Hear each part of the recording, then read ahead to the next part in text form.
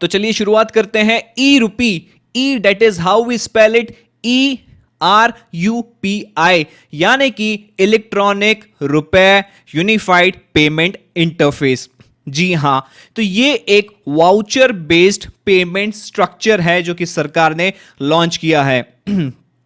चलिए थोड़ा सा प्रेजेंट सिनेरियो को समझते हैं कि आज की प्रेजेंट सिनेरियो में क्या हो रहा है, उससे हम बेहतर कोरिलेट कर पाएंगे कि ई रूपी है क्या एक्चुअल में। एक डिजिटल पेमेंट करने के लिए आपको जो आवश्यक है आज, वो 3 चीजों की आवश्यकता आपको पड़ती है।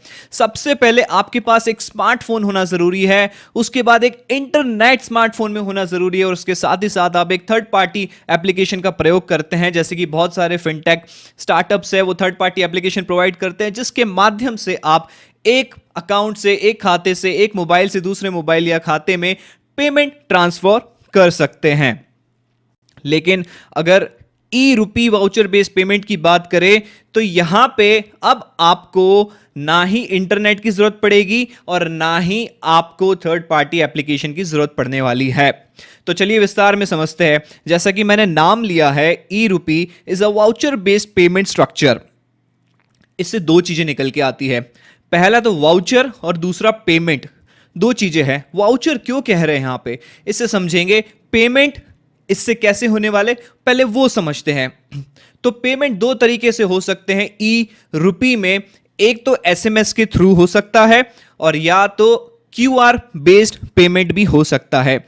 मान लीजिए कि आपको किसी व्यक्ति को कोई पेमेंट करना है, तो आप वो व्यक्ति का, बेनिफिशियरी का मोबाइल नंबर एसएमएस में डालेंगे, एक अमाउंट निर्धारित करके जितना अमाउंट उस व्यक्ति को आपको भेजना है, और वो अमाउंट डायरेक्टली एसएमएस के थ्रू वो व्यक्ति तक, बेनिफिशियरी तक पहुंच जाएगा। लेकिन इसके लिए सबसे आवश्यक ये होगा कि वो व्यक्ति का मोबाइल नंबर बैंक खाते से लिंक्ड होना चाहिए, तभी वो चीज पॉसिबल हो पाएगी। और ये एसएमएस आपको कहां करना होगा, 1900190000। यहां पे एसएमएस कर देंगे तो वो बेनिफिशियरी के अकाउंट में डायरेक्ट अमाउंट क्रेडिट हो जाएगा। लेकिन इसकी सबसे बड़ी खासियत क्या है, इसकी सबसे बड़ी खासियत यह है कि ये एक गिफ्ट वाउचर की तरह एक्ट कर सकता है।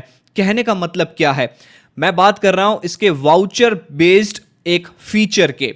वाउचर बेस्ड माना क्या हुआ, जैसे कि हम एक अकाउंटिंग में वाउचर यूज करते हैं, वाउचर इशू करते हैं, तो किस पर्पस के लिए वो वाउचर इशू किया जाता है, उसमें हम वो पर्पस डिफाइन करते हैं। इसी प्रकार यहां पे हम पर्पस डिफाइन करते ई रूपी में कि किस पर्पस के लिए हम इसे यूज करना चाह रहे हैं या किसी को भेजना चाह रहे हैं, वो पर्पस के लिए ही इसे इस्तेमाल किया जाएगा। तो कहने का मतलब यह है कि this is person specific and payment specific e RUPI, right. एक उदाहरण से समझते हैं इस बात को।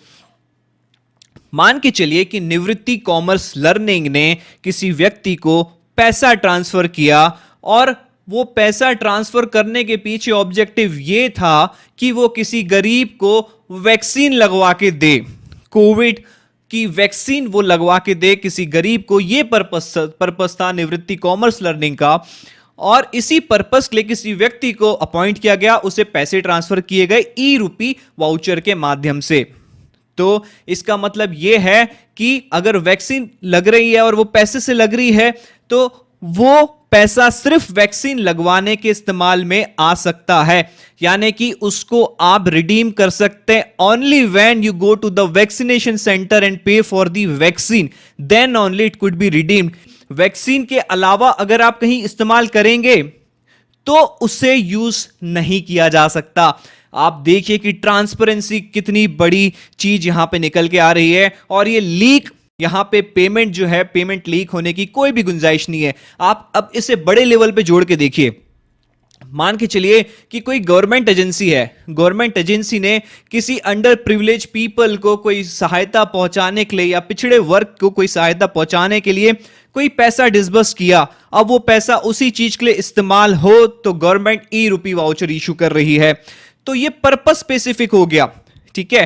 तो बैंक तब तक पेमेंट रिलीज नहीं करेगा उस व्यक्ति को जब तक वो पर्पस सॉल्व नहीं हो जाता जो ई रूपी वाउचर में दिया गया था। तो बहुत ही बेहतरीन सा ये ई रूपी वाउचर बेस्ड पेमेंट ट्रांसफॉर्मेशन यहां पे आ चुका है।